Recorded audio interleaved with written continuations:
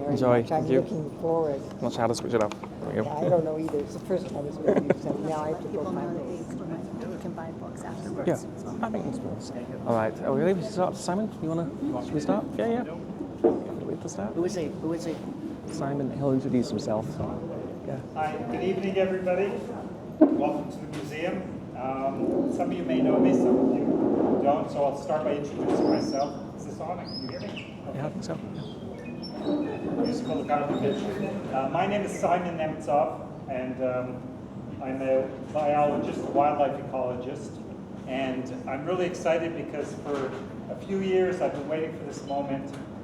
I finally retired from 30 years working for the Israel Nature and Parks Authority, and I told Natan, the minute I retire, I'm going to come and volunteer at the zoo, at the museum. So I wasn't able to volunteer at the museum because I was working for the government, and that would be conflict of interest. So now that I'm here, I'm helping Natan, helping the staff as much as I can. Just started a few weeks ago. In my new position, I've got a title. Tell them what your old position as was. the Chief Scientific Advisor for the museum.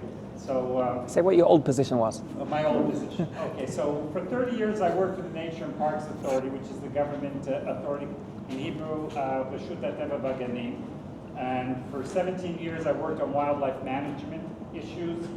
And for the last 13 years I worked as international relations, representing Israel in international treaties at the UN on wildlife trade and wildlife conservation and all sorts of other issues. So I'm still continuing my international work as a consultant. Originally I'm from Canada, grew up in Toronto, did my university studies in the United States, my bachelor's degree from Queens College in New York. Some of you have probably been there. Master's in University of Maryland, and Ellie Clark here was telling me that he remembers me back from those days, and a doctorate from Stony Brook on Long Island. And as I said, 30 years working for the government, and now I'm here. And one of the reasons that I'm excited about this evening is the book, because I've read pretty much, I think, all of Natan's books, but this one really excites me, and the main part is not just that the book is so readable and that it's something that lots of audiences can understand, but I really like the second half of the book. And the second half of the book, which Natan will tell us all about, gets very political, and it gets into a lot of the issues that had to do with the work that I did for 30 years working for the Nature Parks Authority, and attacks by people around the world, academics and scientists and sociologists who attacked the work of conservation in Israel. And when we sat down to write a rebuttal, and Natan, I want to say, was pushing me and says, come and help me, let's do this, and 99% of the work is his, of course. We put together this rebuttal, and that was the basis for the beginning of the second half. And the second half of the book goes a lot more into detail, and I really think that it's an important document. And I hope that it'll be read not just by people in Beit Shemesh and in Israel, but that this will get out to the world and maybe even to non-Jewish audiences. So I'm really looking forward to seeing this book take off. Those of you who are just now getting the copy, you have something to read and to enjoy, and we can discuss it some more. I'd be very happy to discuss some of the issues we do another time. So that's enough for me, and I'd like to hear from you, Ben. Thank you. Thank you. Thank you very much. Thank you very much, Simon. And, it's really an honor for us that you joined our team. Look forward to collaborating on many projects. So good evening, everybody. Thank you so much for joining me here at the museum for the launch of this book. A lot to say. If anybody needs to leave early, 2 exits, don't worry, I won't be offended. This is a book. I've published books on different aspects of Torah and nature, Torah and science. This is my war book. This is the book about the war. Now, you may think, what do animals have to do with the war? When the war broke out 2 years ago, so initially, like everyone thinking, what can we do? What can we do to help? And initially that meant giving free admission to evacuees, and then we're getting a lot of feedback from them about how therapeutic the visit was for their children, and we realized we had that angle to do also. We started animal-assisted therapy sessions. We had a therapist train our staff to make the whole visit more therapeutic. We got sponsored visits for families of reservists, and so on. So, that was one role the museum played. But then it also, reading what was going on, and it's not just the military attack and its effects on everyone here, but also, of course, there was the ideological attack. The attack on Israel from all over the world, especially from Western academia, that Israel is an illegitimate state. The Jews came and stole the land from the indigenous Palestinians.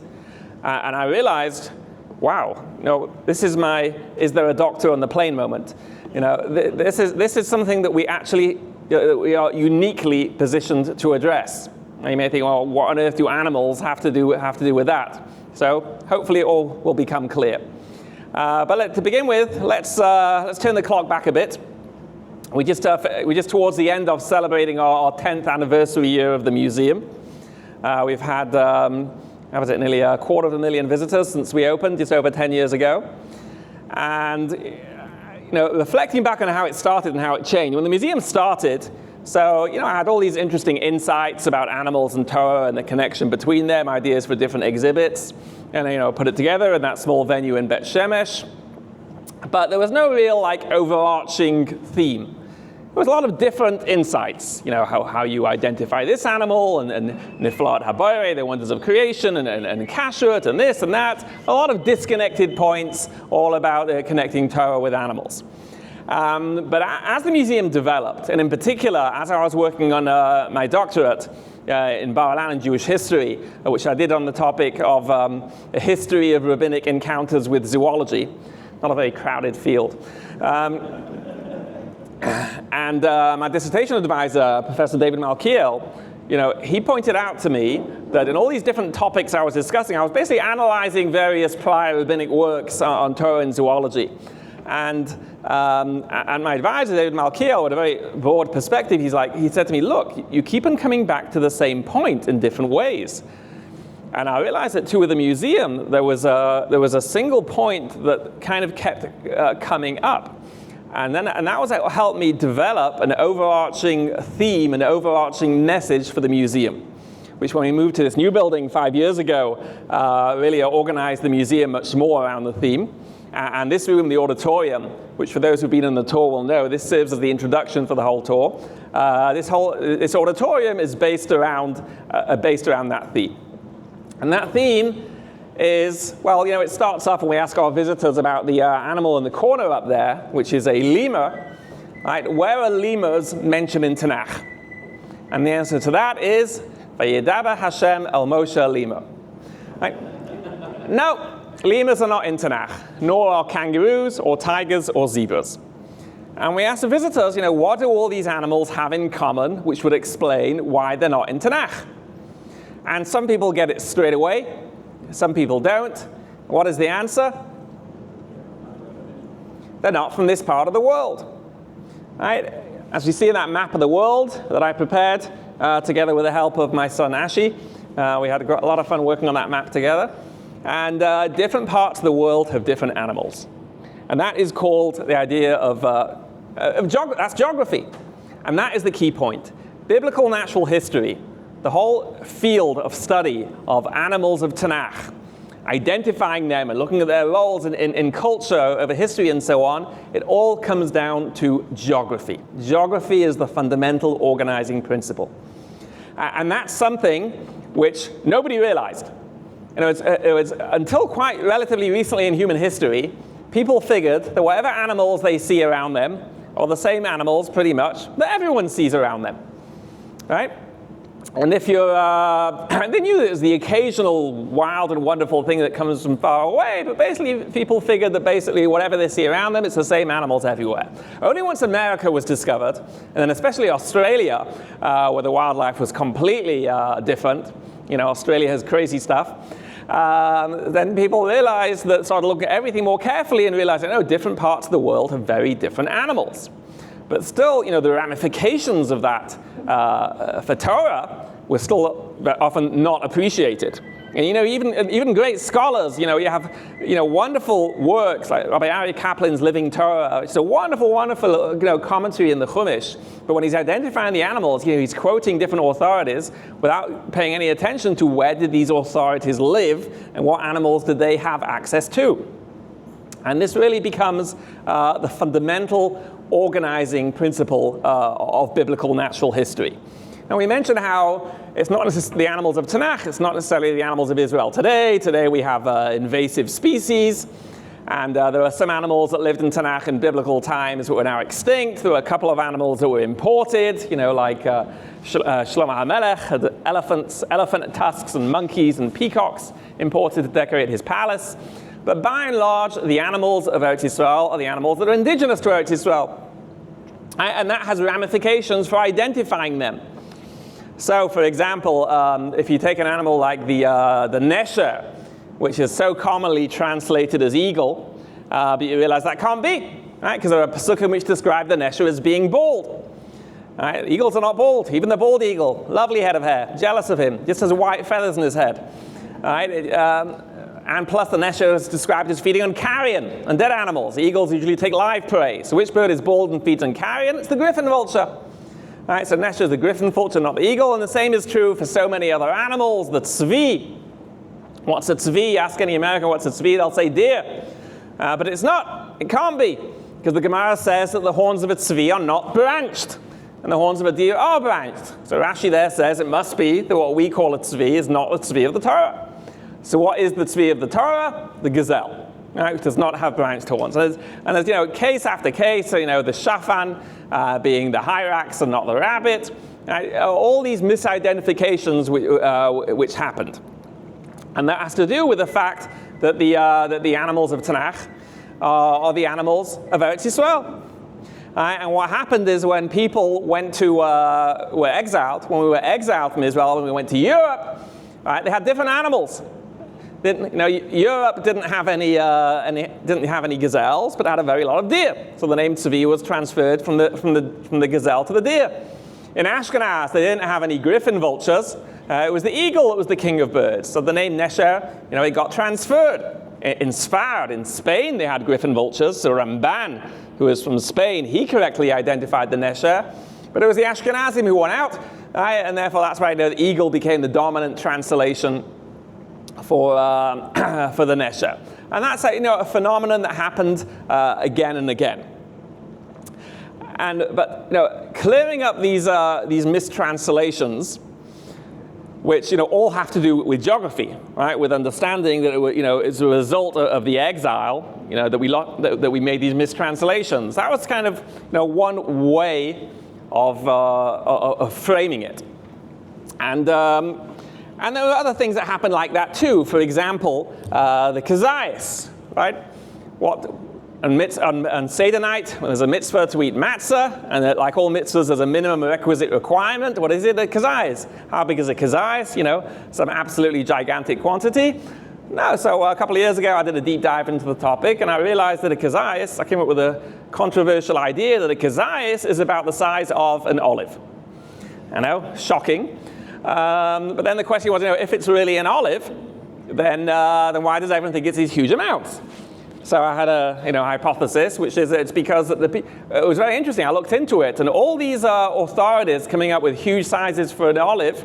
Let's take one step back. All the discussion about how big is a kazayas took place in Ashkenaz. The Rishonim of Sfard, they never discuss it. They never talk about it. It's only the Ashkenazim who are obsessed with talking about how big is a kazayas. And number two, in terms of the answer, right? So that I came across some passing references to the size of a kazayas, so indirect references in the writings of the Rishonim from Sfard, where they say that it's the size of a regular olive, about a ninth the size of an egg. But the Ashkenazim came up with these huge amounts. So you have these two questions. Now, why is it only the Ashkenazim who are discussing it? And why did the Ashkenazim come up with such bigger quantities? So the obvious answer is, in Ashkenaz, they didn't have any olives, right? Which is that now as a hypothesis, and I tested it and checked into it. It's true. Now I checked with food historians, and they said how olives were never exported. Right? In fact, olives were never a food at all. It was only olives were only used for the oil. Right? Using olives as food is a very modern concept, but certainly olives were never exported. In fact, my mother says growing up in Wales, she never saw an olive, never saw one. Right? So the Ashkenazim didn't have access to olives, and that's why they were trying to figure out as best as possible how big it is, and they came up with these huge amounts. Right? So until the point was always, there are these mistakes, and these mistakes happened because of geography. And now back in Israel, we can resolve these mistakes. But as I started exploring the whole attacks on Israel, which became so powerful during the war, I realized that there was a whole different way of looking at all these topics. Right, so what are the attacks on Israel? So the attacks on Israel, there's certain paradigms which become dominant as a way of thinking. They can last for a long time. And the current paradigm in academia is to see everything through the lens of settler colonialism. Right, settler colonialism. The United States is a settler colonial state. Australia, settler colonial. Right, what does that mean? It means you'd have the European powers who sent out people to these countries, and they exploited them. And they persecuted or killed or displaced the indigenous inhabitants of these countries. And they exploited the resources and took them over. And settler colonialism is considered to be the great evil. This is the great evil of history. Now, settler colonialism itself, it's wildly overstated. I mean, firstly, you talk about, it's true, you could fill an entire book with all the terrible things that the British Empire, did in different parts of the world. You could fill a whole book full of it. You could also fill a whole book with all the good that the British Empire brought to different parts of the world. All right, so it's one of these things, it's very complicated. And the view that's taught, is often very, people get the wrong impression. Right? So you have this idea of how the British came to North America, and were slaughtering all the Indians, all the Native Americans. Now, the vast majority of Indians who were killed, who they were killed by? Now, illness, right? A lot of them, it was illness. But I'm talking about the ones who were killed by people. Who killed them? Other Indians. Right. Now, the Indians were not some big unified group. They were warring tribes. And when they saw the whites arrive with guns, some of them were very happy. And they're like, okay, we'll take your guns. And then now we're going to be able to kill a lot more of our enemies. So the vast majority of Indians were killed by other Indians. Right? And then in terms of exploitation of the environment, right? So my favorite movie when I was a teenager was Dances with Wolves, right? And, the beautiful way of life of the Indians, hunting buffalo, from horseback, and the whites came and, destroyed that way of life. And it's true, the whites did do a lot of terrible things, killed a lot of buffalo as a way to deliberately harm the Indians. But first of all, this whole idea of, the traditional idea of Indians hunting buffalo from horseback, there was no such tradition. You know why? There were no horses. Right, horses were brought over by the Europeans. Horses were not native to North America. So that whole idea of Indians hunting buffalo, that was a new phenomenon. They couldn't hunt buffalo beforehand. They didn't have any horses. Buffalo would run away. So, that whole phenomenon of Indians hunting buffalo was only made possible by the Europeans. And the Indians also, they killed as many buffalo as they could. Absolutely as many as they could. So, this whole crime of settler colonialism, or another example, what do they call America now? Turtle Island.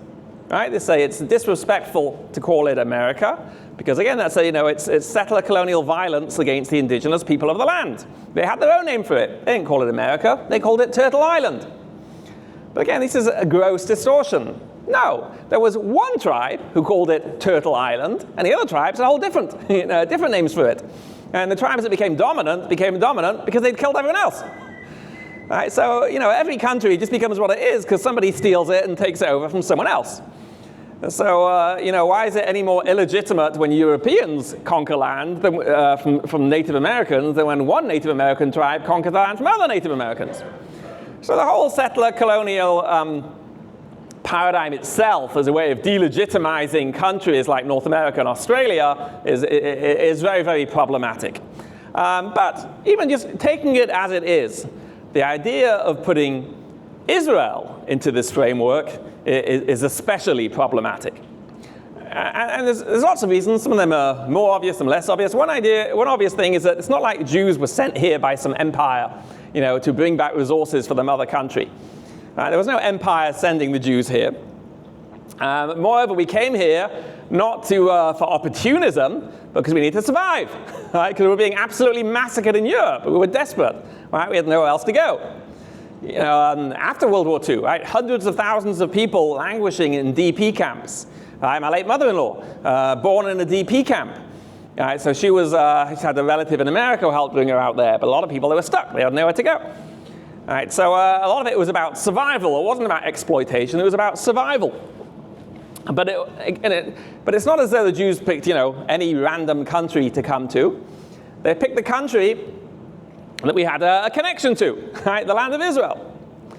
So, nowadays, and all the polemics and all the debates about Israel and people delegitimizing Israel, so obviously supporters of Israel always talk about, historically, this was our land. This is where the original Jewish commonwealths were. This is our history. This is where ancient Jerusalem was. This is where the Beis HaMikdash was. And there are some people who will deny that. Right? Amongst Palestinians today, there's very strong this Temple Mount denial. But most people, they don't deny that. They say, yes, it's true. There was an ancient Jewish kingdom here. But that was thousands of years ago. That was ancient history. The Jews that built up Israel in modern times, they came from Europe. And they were a bunch of Europeans.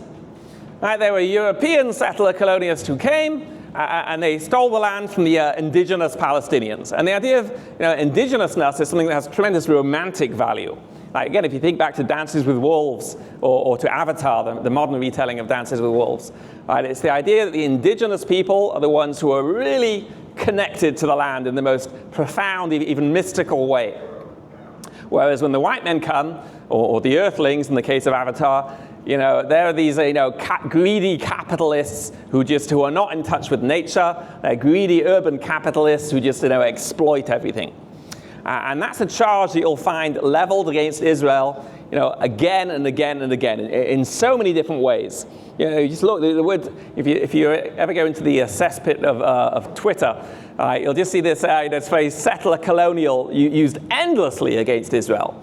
And it's on Twitter in academic papers, this is the dominant framework used to delegitimize Israel. So this is where I realized that everything we're doing at the museum has a significant role to play. And it starts like this. There's many different nations around the world, right? And every nation has its own unique culture, its own heritage. Where did I put the clicker? Did I put it in my pocket? The PowerPoint clicker, where did I put it? Oh, thank you. Every nation has its own culture, its own heritage, and animals play a role in cultural heritage.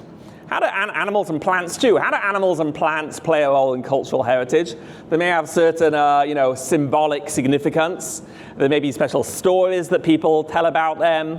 There may be special songs that people sing about them. There may be art that people make about these animals and plants. They may call their children names after particular animals and plants. Right, so and this is something that we all, if you even have it phrased in that part, it's something we all intuitively realize. So, for example, thank you so much, Ashley.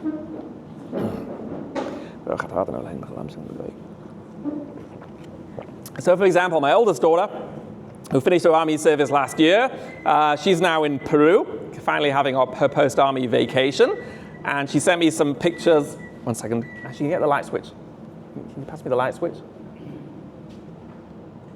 Yep, that's it. Okay, she sent me some pictures. Hold on, says our map around. So she sent me some pictures from Peru. There we go. So on the left, you see she was at a restaurant, which she did not go into. But you'll see at the top they're serving alpaca burger. And the second item in the menu is guinea pig, which we will not be serving at our exotic feast this year.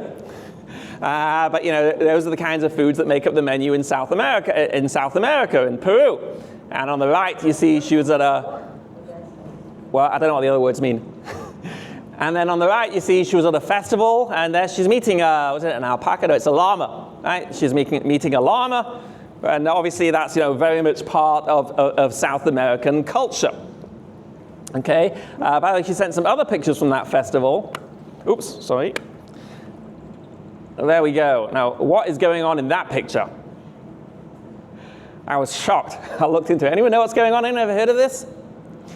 So, what these dancers have on their back are baby llamas, and they're dead. Dead baby llamas. And my youngest daughter looked at the picture, she's like, Mama, llama. I was like, yeah, correct, llama, correct.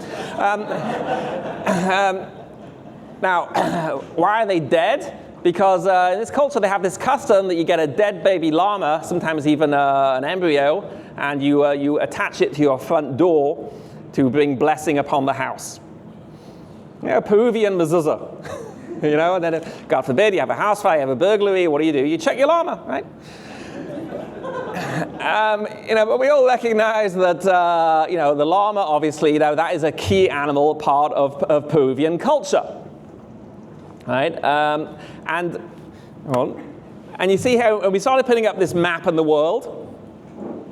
You see that? We printed this huge map of the world that we started putting up, and on it, we're mounting different things which show how different animals and plants play roles in different culture.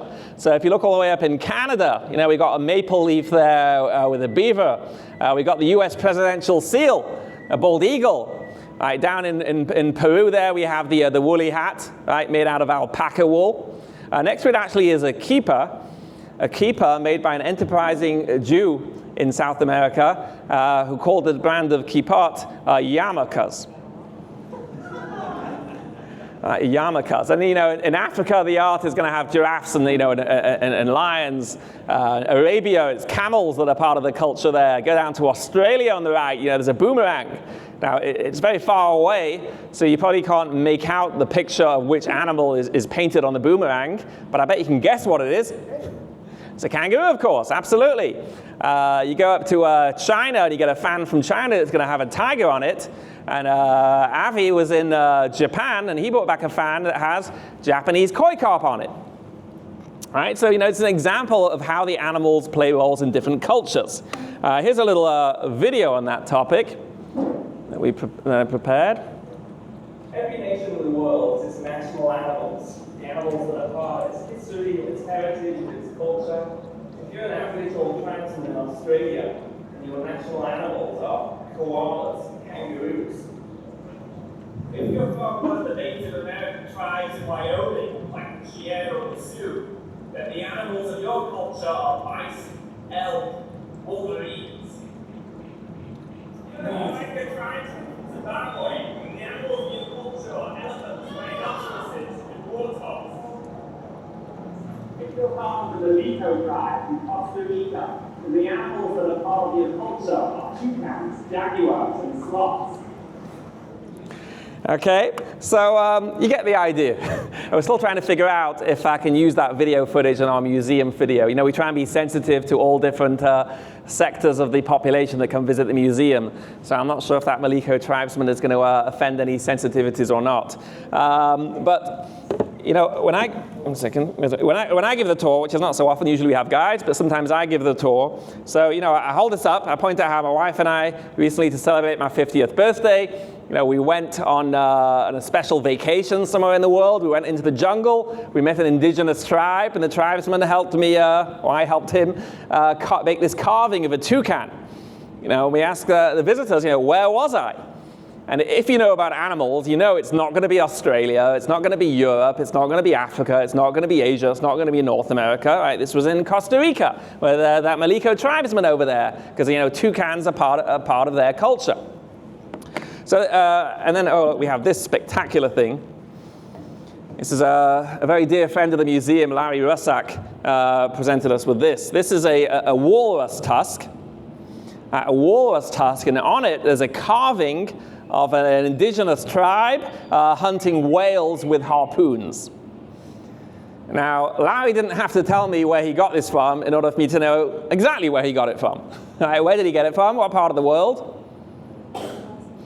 Yeah, Alaska, Pacific Northwest. right? Because that's where you have walruses and indigenous, Inuks, hunting whales. Should we pass this around? I'm not sure.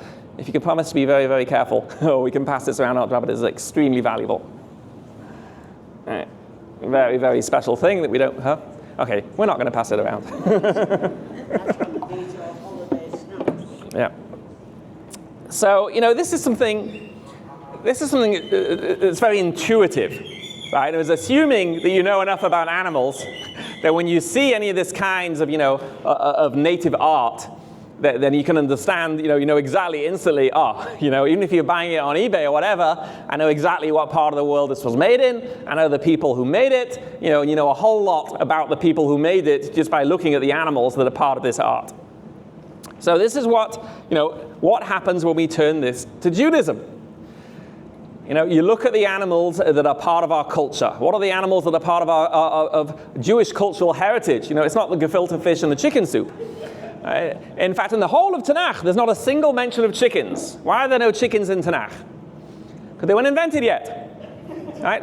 There's no such thing as a chicken in the wild. There is a bird called the Asian jungle fowl, which my wife and I were in Thailand. I suddenly got extremely excited because the guide said there was an Asian jungle fowl. And I went charging off into the forest to try and track it down. Wasn't able to do it because it's a very, very, very shy bird. They fly pretty well too. But the Chinese captured some of these birds and they domesticated them, right? Turned them into chickens, right? So like all the cheap stuff, chickens are made in China, right? And gradually exported them around the world, but that was not yet widespread in the biblical period, right? So the animals of Tanakh, so the animals of our cultural heritage, right? The lions, the bears, the leopards, and so on. These are not animals from Teaneck, right? Or from Manchester, or from the shtetl in Europe, right? Anyone here named after an animal? Aryeh. We have a few Aryehs here. Tzvi Aryeh. Okay. You named after an ancestor? And where did he live? He lived in Bialystok. In Bialystok. And how many lions were there in Bialystok? Less than one. Right? There were no lions in Europe. Right? So the fact that these animals, were part of our culture, is testimony to the fact that our culture is one that grew out of Eretz Yisrael.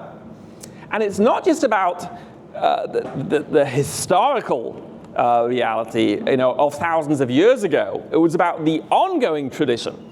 In other words, we have an exhibit we're now expanding now of Pirkei Avot. In our Hall of Biblical Wildlife, it's an exhibit that was inspired by our friend and supporter Steve Weiss from LA, and he's very into Pirkei Avot, and he said, let's do an exhibit on that. So I wasn't so into it originally. I didn't realize until later how it's the most profoundly significant exhibit, perhaps in the whole museum.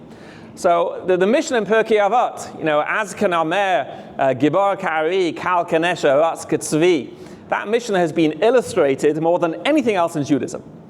On the right, we have an Aron HaKodesh, which is on display at Heichal Shlomo. You have shul decorations. You have cover pages of Gemaras, Mizrach signs.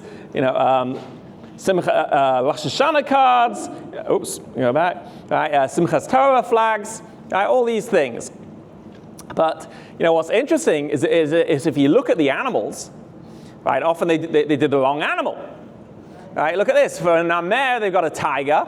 Okay, the lion they've got correct. But the namer is a tiger instead of a leopard. The nesher is the eagle instead of a griffin vulture. The tzvi is a deer instead of a gazelle. And this is what you see. Again and again. Let me just turn the light off so you can see better. Right, this is what you see again and again in these illustrations. That with the exception of the lion, which is famous worldwide, they're always drawing the wrong animal. So at one level, the way we used to teach this is, here's a mistake, and this is why this mistake happened, because Jews were not in Israel, right? But then after doing this whole discussion, research about the war and about the issues that were being raised with Israel's legitimacy, I realized that there's a whole other way of looking at it. Yes, they made a mistake. Identifying the animals, they got them wrong. But the bigger point here is that these animals were still part of the culture. They didn't know exactly what they looked like, but they knew that they were part of the culture. Just like the lion especially, appearing in every Aron HaKodesh, everywhere in Jewish art, the name Aryeh is so common. We didn't have any lions, right? But it was part of our culture, because it was when we lived in Israel and we were surrounded by lions. It was amazing, actually. I was speaking the other day to a relative of mine, a very distinguished rabbinate, who knows a tremendous amount about everything, about Tanakh, about Jewish history, everything. And she said to me, we were talking about lions. She said, what, there were lions here? Yeah, of course there were lions here. That's why they're mentioned in Tanakh 150 times. Sometimes it's shocking. You don't think of that. Lions, you think of that's Africa. No, they were here till 800 years ago. There were lions.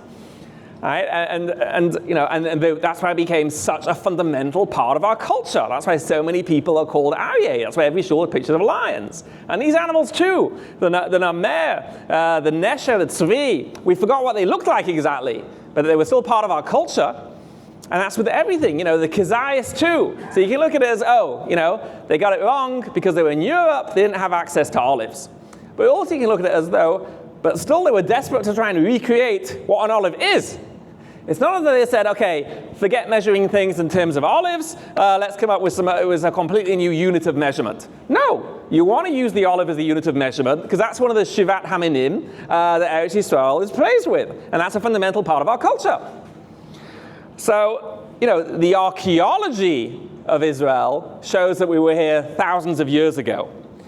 But natural history, but the animals, the plants, and I'm just giving a few examples, there's many more examples. The animals and plants, they were part of ongoing Jewish culture, even when we were exiled to Europe and to other places. And they're the ones that showed, that our religion only really made sense in Israel. I grew up in Manchester, that's where Simon also had his bar mitzvah in Manchester. In Manchester, in Sukkot, you're doing a tefillah for Geshem, you're praying for rain. Now, there's nothing more absurd than being in Manchester and davening for rain. Right? But no, because Judaism doesn't really make sense in Manchester. I guess for all kinds of reasons. But Eretz Yisrael, that is where Judaism makes sense. That's where you can get the Arba Minim, the ones that were so difficult to obtain in Europe for so many hundreds of years.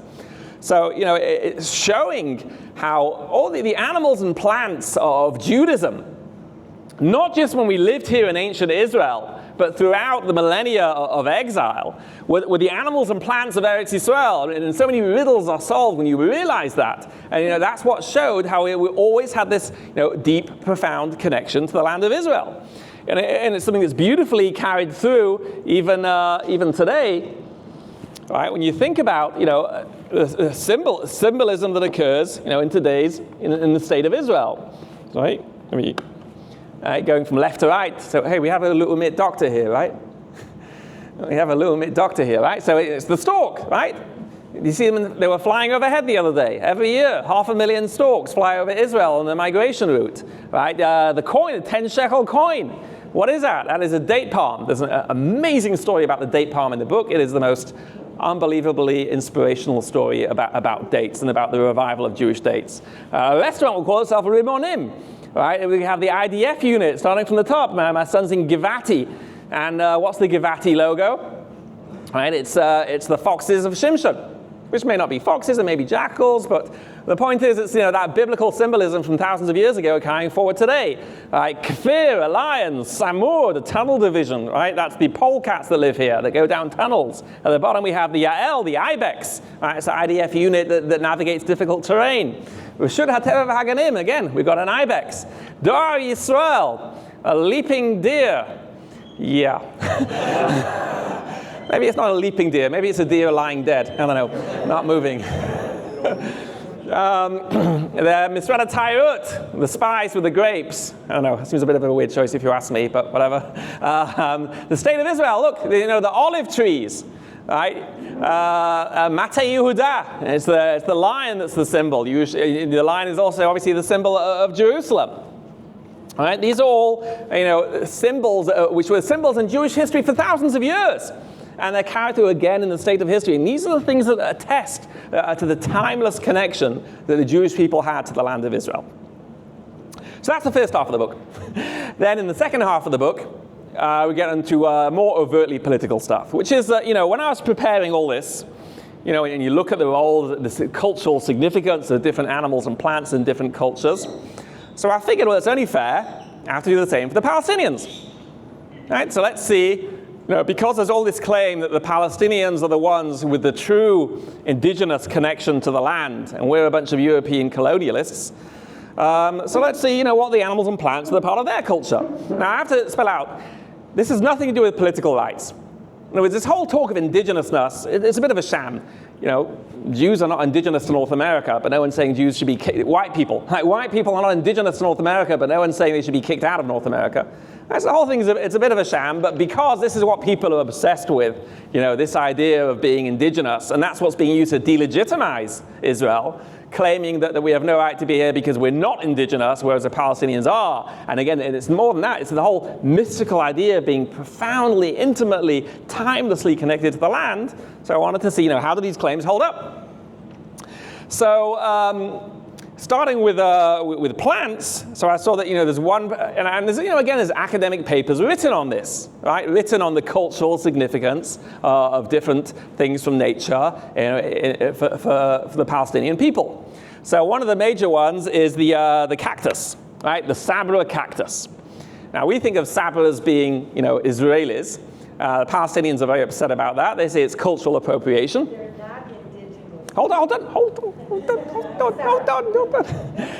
They say that's, cultural appropriation. Because really the Sabra is their fruit, right? The Sabra is using also different recipes for the fruit, and the cactus itself was the fencing used for villages, and they come up with all kinds of other explanations of the symbolism of it. But there's academic papers which will speak about how the Sabra cactus represents the timeless connection of the Palestinians to the land of Palestine. And that's what you see in artwork and the things put out by the Palestinian Authority, Chicago Palestine Film Festival. It's the cactus. Now, when I was preparing things for this map on the wall, so, how do you find out which animals and plants are significant in each culture? Again, I'm not talking about the national animal or anything like that. I'm talking about, in general, animals and plants that are significant. So one way is you look at the coat of arms. Now, the coat of arms, like for Australia, for example, you look at the coat of arms for Australia, down at the bottom right, and that's a kangaroo and an emu. Now, it doesn't always tell you everything. I mean, what's the coat of arms for England? A lion and a unicorn, neither of which were particularly commonly found in England. Right? But because of the lion's symbolic value, it was adopted by many cultures. But in general, coats of arms will often be a good way to know which animals and plants are significant in that part of the world. And I remember that when I was researching Mexico, here we got the Mexican coat of arms over there on the left. What is it? It's an eagle with a snake in its beak. And what is the eagle standing on? A Sabra cactus, which is an American plant. You think of cacti in the African Sahara Desert, there aren't any. There's no cacti native to Africa, to Asia, to Europe. Cacti only from the Americas. And they were imported here about 150, 200 years ago, made useful fences. So, this thing which is presented as showing the timeless Palestinian connection to the land came over here relatively recently. And talking about cultural appropriation, well, maybe they culturally appropriated it from the Mexicans. And I'll tell you something, the Mexicans, they also culturally appropriated it from the Aztecs. It was originally part of Aztec symbolism, the eagle perching on the cactus. And then when the Spanish conquered the Aztecs and wiped them out and took over the culture, they adopted it. So, it's this whole idea of cultural appropriation. Right. That's why I put the Sabra cactus over here in our invasive species section. All right, so if you want to talk about, cultural appropriation, you might not like where it leads. And another story was So then, you may remember a couple of months ago, there was this scandal in the news about the police did a raid on a bookstore in Arab East Jerusalem, right, for having a terrorist literature. Now, it was probably stupid. What the police did was probably a stupid thing to do. But anyway, what did they found? They found a children's coloring book. Right, so as you can imagine, the headlines all over the world ridiculing the police of Israel for, for raiding this bookstore and imprisoning the owner for terrorist literature, and it was a child's coloring book. So yeah, it was a stupid thing to do. But this wasn't any ordinary child's coloring book. Right, from the river to the sea. A coloring book, and I got hold of a copy. A friend of mine in South Africa. It's published in South Africa, so I managed to get a copy. So here's an example, of one page. We've got the Al-Aqsa Mosque and the Dome of the Rock, and some nefarious, Israeli soldiers sneaking around it. And there's also, a pretty bird and some olive trees and some flowers on it. All right, and in all the pages, it's like this. So we'll have pictures of various Palestinian heroes of resistance, which usually tend to be terrorists. It doesn't describe them as terrorists, right? But and they're surrounded by various, birds and flowers and so on. And you see, in the cover of the book are a whole bunch of different, birds, flowers, plants, and so on. And these are all the things that are part of Palestinian culture. So in the book, I analyze each and every one of them. For now, I'll just mention one in particular, which is that bird that appears, and that bird is the Palestine sunbird. All right, the Palestine sunbird, we got them in Ramat Beit Shemesh, see in the garden sometimes. And this is considered to be the national bird of the state of Palestine. All right, this one appears in postage stamps and in a lot of art, resistance and so on. So what's the story behind that? So if you look online, you'll find, several accounts of the story, which is that, as explained by one of the people from the Palestine, Wildlife Society, that there was a campaign by the evil Israeli authorities who work in wildlife to get the name of the bird changed. So it was called a Palestine sunbird. That was its name. And as part of the evil Israeli government's wildlife schemes, they campaigned internationally. You have people who work for the Israel Nature and Parks Authority and who are the head of international relations. And they launched a campaign to get the name of the bird changed, to erase, not only are they erasing the Palestinians, they're trying to even erase the Palestine sunbird's name and to get the name changed. But the Palestinians mounted a heroic resistance and did a counter-campaign, and they were able to get the bird's name preserved as Palestine sunbirds, and because of that victory in that struggle against the evil settler colonial Zionists, the bird was adopted as the national bird of the Palestine people. Very powerful story. Completely made up. Neither Simon nor anyone else ever launched any kind of campaign to get the name of this bird changed. It could never happen, because the English name of a bird has absolutely zero significance. The only official names for animals is their Latin name, the scientific name. English names have no significance. Nobody in Israel cares, right? Nobody cares that it's called the Palestine sunbird. When the SPNI launched a campaign to vote, a public vote for Israel's national bird, right, won by the Hoopoe, so they put up, a bunch of the top candidates, and one of them was a Palestine sunbird. Nobody cared that it's called the Palestine sunbird. Yes, it was named that when the British, by the British zoologists who were operating when it was under British control. Nobody cares, right? Okay, it was the Hoopoe that won, but this whole story was just completely fabricated. And it's not like that's its Arabic name. Its Arabic name has absolutely nothing to do with the word Palestine. So again, you have this whole national bird that all its symbolism is based around, their struggle against the evil Zionists, and the whole thing is completely fabricated. I couldn't believe it. I just repeated endlessly, because who's going to look it up and know the real truth behind it? And this is a pattern that I found again and again and again in so many different things, in attacks on the work done by Reshut HaTeva, and all the different symbolism of all the different things, just lies. And not just lies, but absurd fabrications, really, like the craziest things. So, now again, this does not necessarily have anything to do with politics. It has nothing to do with the question of rights. Right? It has nothing to do with whether Palestinians are a people. They're a people. Right? You have different nations in Europe. There's not some tremendous cultural differences between all the different nations in Europe. There's a political identity. But what it does mean, though, firstly, is that this idea that the Jews are illegitimate, right? That the Jews have no connection to the land, whereas the Palestinians are the ones with the true timeless connection. You see, it's the reverse. Right? The Jews are the ones with this ancient connection to the animals and plants of the land, whereas the Palestinians don't have that. And also, if we're talking about peace, I'm not getting into the pros and cons of that, but if a national identity, if every single aspect of the national identity, every animal, every plant, is all based on the idea of the struggle against Israel, that doesn't bode well. That does not bode well for peaceful coexistence, and people have to realize that. If that is what the national identity is based on, that is very, very bad news. So these are some of the myths that explode in the second part of the book. And unlike all my previous books, this book was designed to be A, readable, and B, accessible to for a non-Jewish readership. In fact, I'm working now with a Christian PR company. A number of interviews lined up in various Christian talk shows. And I really hope, college students, in the US and even in Israel to an extent, depends on which university, they're just, given this whole worldview, political worldview of Israel, a settler colonialism of Israel, and it's just false. It's just based on absolute nonsense. And I'm really hoping that this book will be able to get out there and to refute some of this poison that's being spread against Israel. So that is my book, The Lions of Zion. Thank you very much for joining me tonight.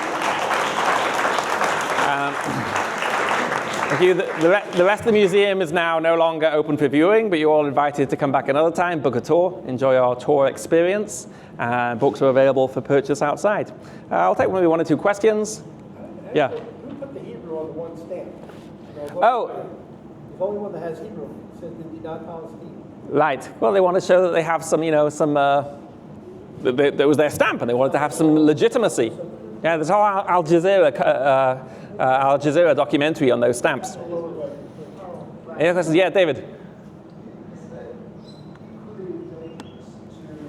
Isn't it dangerous to suggest that connection to those particular animals relates to a connection to Eretz Israel?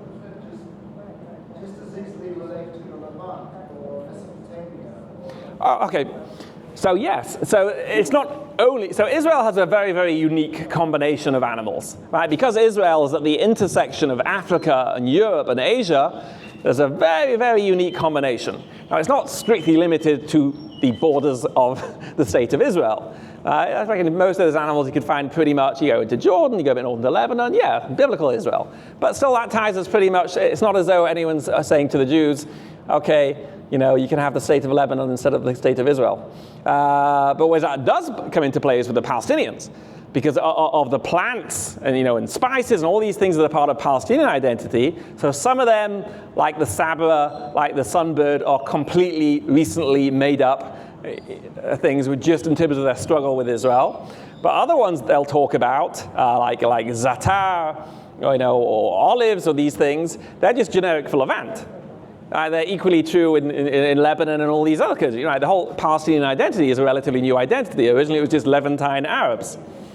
So it's not like, the particular type of, the particular type of dabka dance or embroidery that they do in Palestine is fundamentally different from the dabka dance or embroidery they did in Lebanon or Jordan. No, those countries are equally, compatible. It's only the Jews who only have, one place to be.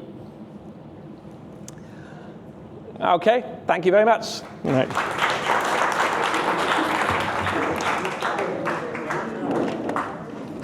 I get a picture of you with the book? Yeah. Here, the book and the lion. Let's get a lion. We've got a lion. Take off this. Oh, 1 second.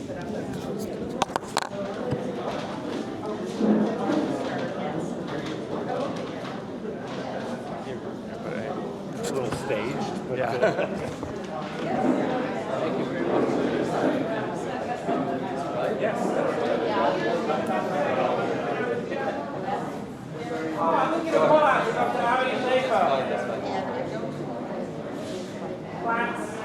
Beautiful writing about how the Arab minute relate to it as well. Only relate to it. It's in the book.